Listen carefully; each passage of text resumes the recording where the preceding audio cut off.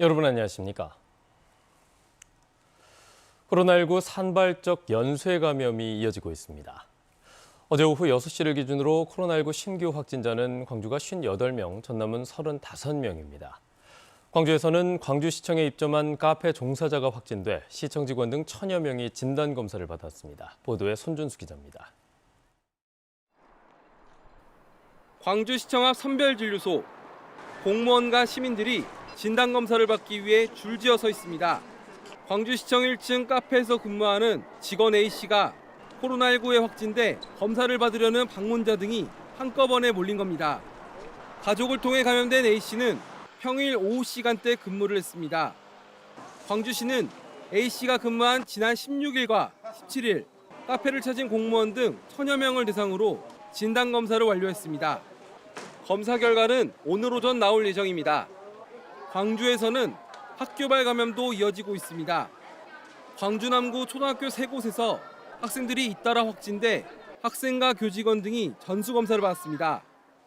예방접종을 하지 않은 어린이하고 초등학생에서 좀 많이 발생되고 있고 우리 생활 저변에서 곳곳이 지금 무증상 감염자들이 이렇게 분포되어 있다고 생각이 들고요. 전남에서도 해남의 한 어린이집과 담양의 한 식품회사 등에서 확진자가 잇따라 나오는 등 거리두기 강화 이후에도 광주 전남의 확산세는 꺾이지 않고 있습니다. KBS 뉴스 손준수입니다. 연말을 맞아 KBS가 대선과 관련한 전국 단위 여론조사를 진행했는데요. 광주와 전남북 등 호남권에서는 민주당 이재명 후보의 지지율이 절반 이상으로 나타났고 국민의힘 윤석열 후보의 지지율은 한 자릿수로 집계됐습니다. 여론조사 결과를 최승현 기자가 정리했습니다. 내일 선거가 치러진다면 누구에게 투표할 것인지 물었습니다. 더불어민주당 이재명 후보 57.7%, 국민의힘 윤석열 후보 9.2%, 정의당 심상정 후보 5.2%, 국민의당 안철수 후보 5%, 새로운 물결 김동연 후보 0.3%로 나타났고 없다와 모름, 무응답은 20.4%로 나타났습니다. 현재 후보를 계속 지지하겠다는 응답은 73.2%였고 특히 이재명, 윤석열 후보를 계속 지지하겠다는 응답이 높은 반면 심상정, 안철수 지지자들은 지지 후보를 바꿀 수 있다는 응답이 더 높았습니다. 지지 여부를 떠나 당선 가능성이 높은 후보에 대해선 민주당 이재명 후보 63.5%, 국민의힘 윤석열 후보 15.4% 등으로 나타났습니다. 어떤 후보가 도덕성이 가장 높냐는 질문에는 이재명 26.9%, 심상정 24%, 안철수 15.2%, 윤석열 5.1%였고 없다와 모름이 23.1%로 나타났습니다. 후보별 호감도에선 이재명 후보 61.2%, 심상정 후보의 49.7%가 호감이 간다고 응답한 반면 윤석열 후보 83.5%, 안철수 후보 68.9%가 호감이 가지 않는다고 답했습니다. 경제성장 등 4개 국정과제 해결 능력평가에선 이재명 후보가 모두 50%를 넘겼습니다. 하지만 최근 논란이 된 이재명 후보의 전두환 발언에 대해선 응답자의 58.4%가 부적절하다 평가했습니다. 내년 대선과 관련해 정권 연장을 위해 여당 후보에 힘을 실어줄 필요가 있다는 응답은 63%, 정권 교체를 위해 야당 후보에 힘을 실어줄 필요가 있다는 응답은 23.8%로 나타났고 응답자 10명 가운데 8명은 투표에 반드시 참여하겠다고 답했습니다. 이번 조사는 KBS가 한국리서치에 의뢰해 17일부터 사흘 동안 광주와 전남북 만 18세 이상 남녀 1000명에게 휴대전화 가상번호를 활용한 전화 면접 방식으로 이루어졌습니다. 응답률은 18.7%, 표본오 차는 95% 신뢰 수준에서 플러스 마이너스 3.1%포인트입니다. 자세한 내용은 중앙선거 여론조사 심의위원회 홈페이지에서 확인할 수 있습니다. KBS 뉴스 최송현입니다. 이용섭 광주시장이 민주당 이재명 대선 후보의 전두환 공과 발언에 대해 광주 입장에서는 적절한 발언이 아니다라고 밝혔습니다. 다만 이 시장은 이 후보가 전두환 씨에 대해 용서될 수 없는 역사의 범죄자라고 결론 내렸다면서 국민의힘 윤석열 후보의 전시 옹호 발언과는 다르다라는 취지로 덧붙여 설명했습니다. 산악 사고나 붕괴 사고 현장에서 구조견의 활약으로 소중한 생명을 구한 사례는 수도 없이 많을 겁니다. 순천소방서 산악구조대에서 5년 동안 일해온 구조견 용맹이가 얼마 전 현역 생활을 마무리 짓고 은퇴식을 가졌는데요. 반려견으로서 새 삶을 시작한 용맹이를 정아람 기자가 만나고 왔습니다. 개 한 마리가 쏟아지는 빗속에서 건물 붕괴 현장을 살피고 구조대원과 함께 헬기에 올라탑니다. 지난 2017년부터 최근까지 순천소방서에서 활약해온 구조견 용맹이입니다.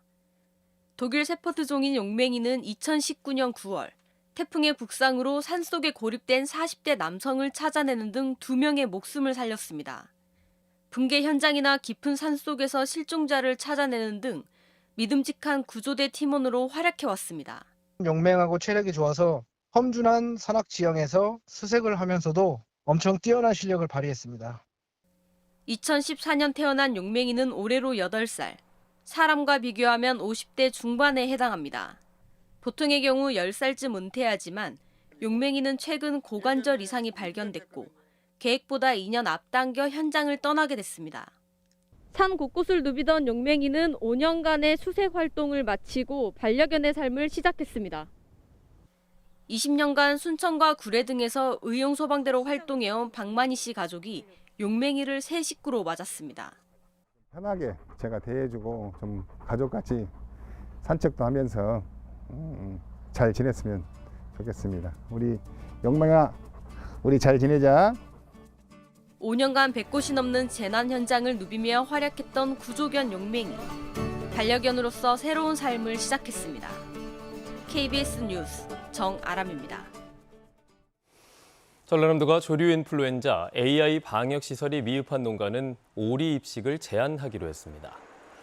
전라남도는 고병원성 AI 확산을 막기 위해 방역 지침을 준수한 농가만 오리를 입식할 수 있도록 하고 위반할 경우 과태료 부과와 함께 처분 보상금도 감액하기로 했습니다.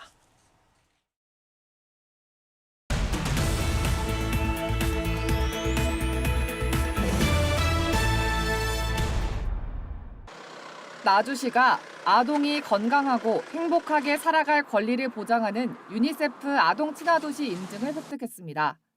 유니세프 아동 친화도시는 유엔 아동 권리 협약에 담긴 아동의 권리를 온전히 실현할 수 있는 행정체계와 제도를 갖춘 지역사회를 의미합니다. 여수시가 내년 1월 1일부터 초중고등학생과 만 18세 이하 청소년을 위한 청소년 100원 시내버스 제도를 시행합니다.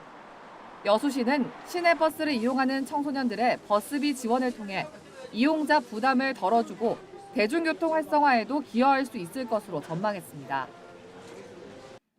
역사 문화적으로 가치가 높은 보성군 등량면 오봉산 구들장 우마차길과 칼바위 마애불상이 국가산림문화자산에 지정 고시됐습니다.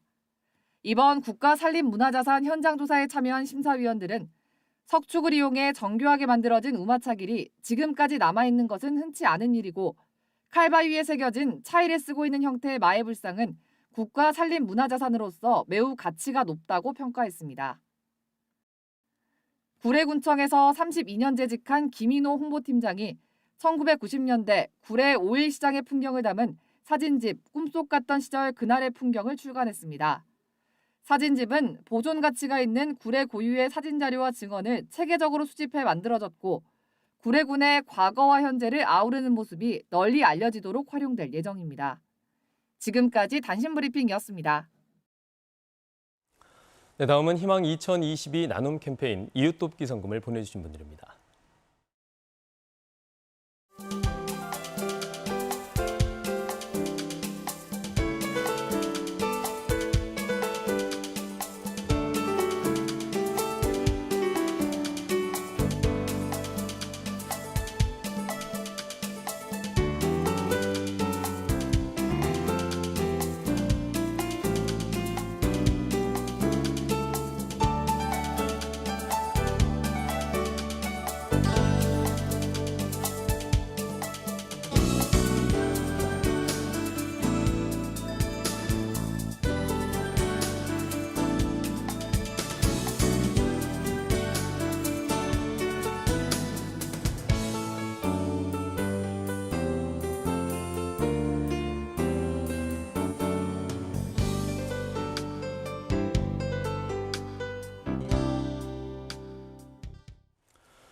광주 군공항 이전 시민추진협의회가 기자회견을 열고 2016년 국방부가 이전 타당성 결과를 발표했지만 공항 이전은 답보 상태라면서 정부의 즉각적인 예비 이전 후보지 선정을 촉구했습니다. 협의회는 또 군공항은 영공수호를 위한 국방시설이라며 정부가 국가사업으로 전환해 신속하게 이전을 추진하고 범정부 협의체를 실효성 있게 운영해달라고 주장했습니다. 광주와 대구가 공동으로 추진하는 생활 밀착형 시민 RE100 플랫폼 구축 사업이 행정안전부 공보에 선정됐습니다. 이 사업은 탄소 중립 시책의 일환인 광주 에너지전환마을 구축 사업과 대구의 햇빛발전소 확대 사업의 경험과 정보를 공유하는 것으로 광주와 대구시는 각각 5억 원의 국비를 지원받게 됩니다. 광주시가 청년특별보좌관을 신설합니다.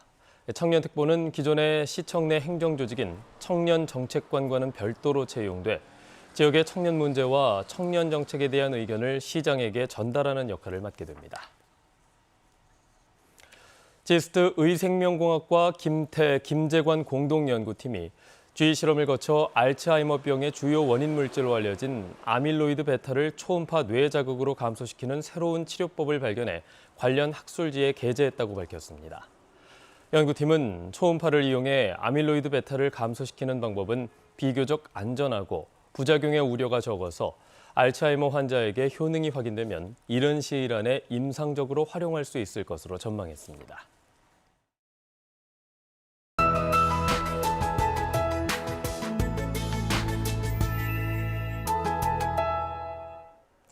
이번 주 큰 추위는 없겠지만 다시 미세먼지가 말썽입니다. 어제 유입된 초미세먼지가 머무는 데다가 국외에서 추가로 유입이 되겠는데요. 광주는 초미세먼지 농도 오늘 종일 나쁨, 전남은 보통 수준 예상되고요. 내일은 광주 전남 전 지역의 미세먼지 농도 나쁨 단계로 공기가 탁하겠습니다. 외출하실 때 KF80 이상의 보건용 마스크 착용하셔야겠습니다. 기온은 어제보다도 더 올라 온화한 날씨가 예상됩니다. 아침 기온 광주가 어제보다 2도가량 높은 2.5도에서 시작하고 있고요. 한낮 기온 14도까지 올라 예년 이맘때보다 3에서 6도가량 높아 비교적 포근하겠습니다. 다만 일교차가 크게 벌어지는 만큼 건강관리 계속해서 잘하셔야겠습니다. 위성 영상입니다. 현재 구름이 다소 끼어 있고요. 곳곳에는 안개도 짙게 끼어 있습니다. 교통안전에 주의하셔야겠습니다. 다음 자세한 지역별 날씨입니다. 오늘 낮부터 차차 맑은 하늘 보이겠고요. 아침 기온은 한평 영하 1도, 나주 0도로 다소 쌀쌀합니다. 낮 최고 기온은 여수 14도, 광양 15도, 순천 16도까지 올라 어제와 비슷하거나 최대 3도가량 높겠습니다. 목포의 아침 기온 7도, 한낮 기온 13도까지 오르겠고요. 영암 14도, 강진과 장흥 15도까지 올라 포근하겠습니다. 신안을 비롯한 그 외 도서 지역은 13도로 어제와 비슷하겠습니다. 바다의 물결은 전해상에서 최고 2m로 비교적 잔잔하겠습니다. 주중에는 큰 추위는 없겠고요. 성탄절인 토요일부터 기온이 크게 내려가겠는데요. 토요일에 한낮 기온 0도, 일요일에는 아침 기온 영하 7도까지 떨어지겠습니다. 또 일요일부터 월요일 사이에는 눈도 내리겠습니다. 기상정보 전해드렸습니다. 뉴스를 마칩니다. 여러분 고맙습니다.